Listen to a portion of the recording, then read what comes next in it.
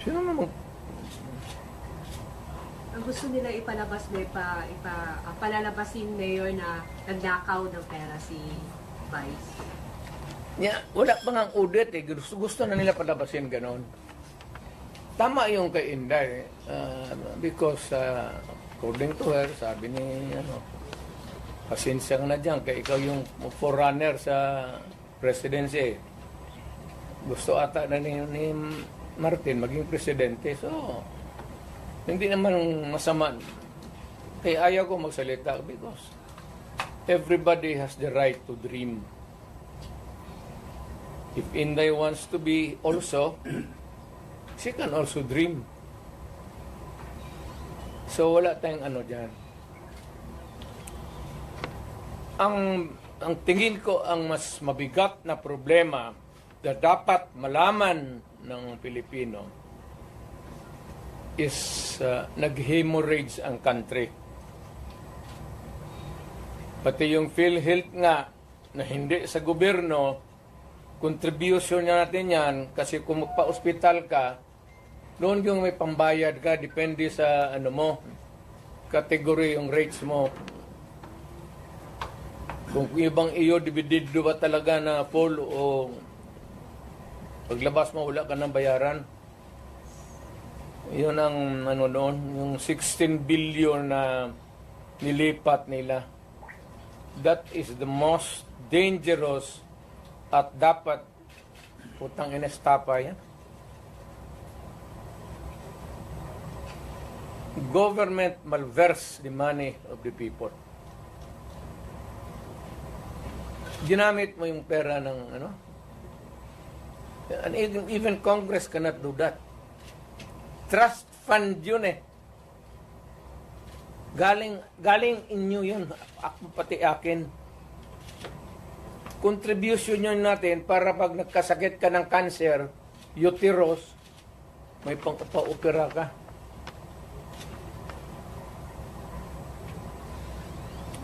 Ang ating PhilHealth funds natin lahat was about 8.9 billion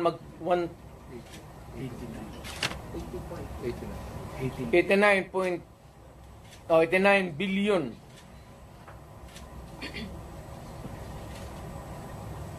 Of that 89 billion, 27 na lang ang nawala. 27 na lang ang natira. Paano yan? Hindi man maano ng Kongreso. Ang atin is, bakit nila pinakialaman? Pero Mr. President, if you see that it is really, may estafa case, na yan, ang problema ganito, if we're going to file a case sa court, but the justice system, the courts, is a government thing. No, the court ang pumapasok ang Supreme Court. Kana hinintuan nga na sila eh. Huwag mong pakialaman yan, kaya hindi yan inyo. Ako, fiscal ako, ang alam mong minalverse nila yung pera eh. Ang naiwan kasi 29 billion lang. Out of the 89, 29 na lang. Saan ang pera namin? Sabi daw, binalik Mayor. Ano, ibalik mo, wala ang pera. Maghiram nga ng pera eh. Ang gobyerno na ito, walang project. Wala kang nakikita ng project. Maintenance na lang. Kasi ayuda, akap, ayuda.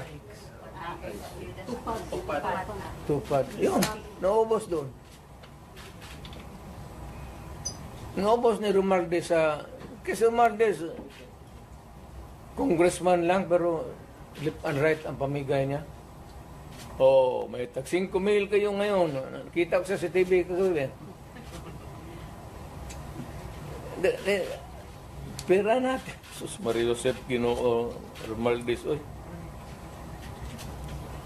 Nangawa ka naman sana sa amin.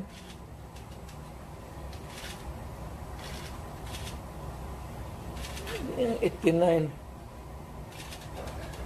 Ang Maharlika Fund, ang target nila sa to ang 250 billion.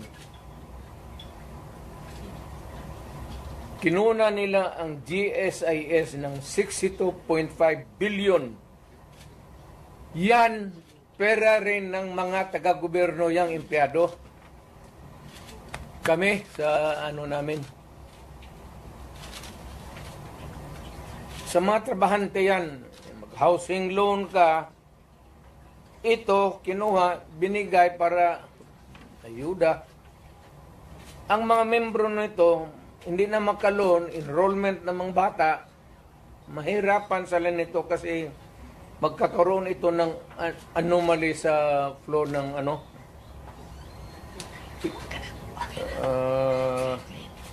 ang SESS, kinuha rin 62 billion. Private rin yan. Para sa mga empleyado, LBP 62 billion. DBP 62 billion. Kaya iyang sa sundalo, pati yung retirement nila patayan. Given all these predicaments, sir, you have the legal basis on the misuse of funds. Kaya meron Are na there legal remedies in your mind to meron na. Lahat ito, the example yung PhilHealth na binara sila, yun yan. Hindi man nila pera ito lahat. Ito ang problema ngayon. Gastusin nila ito, naiwan what is left from the original nila. Kagaya nitong PhilHealth, 89 billion. Ang naiwan ay 29 billion na lang. So, kung walang pera, anong gawin nila? Maghiram. But they juggle Foreign those borrowing. money. Wala na silang majagul dyan.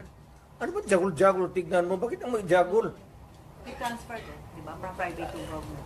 Hindi na ito, hindi na kailangan i-jagul. Andiyan na sa kanilang kamay. Ano pa jagulin nila yan? They would spend it, ayuda. Hindi na may jagul mo yung ayuda. Will you initiate the filing of charges? Will you initiate the filing of charges? Or will you make a move to stop the government from taking... Meron, it is, tignan natin ang resulta sa Supreme Court, yung sa PhilHealth ngayon. So, para magkaroon tayo ng predicate of how to go about. They fear that you will call for a mass movement in Davao City given the situation from the PhilHealth to the Quadcom and Tignan ko lang. extrajudicial killings. Kung Mass mobilization of people or people power for that. ang alam ko ang sinong pupunta lang doon, ikaw pati ako, bakit ka man Dumarata, sir, no?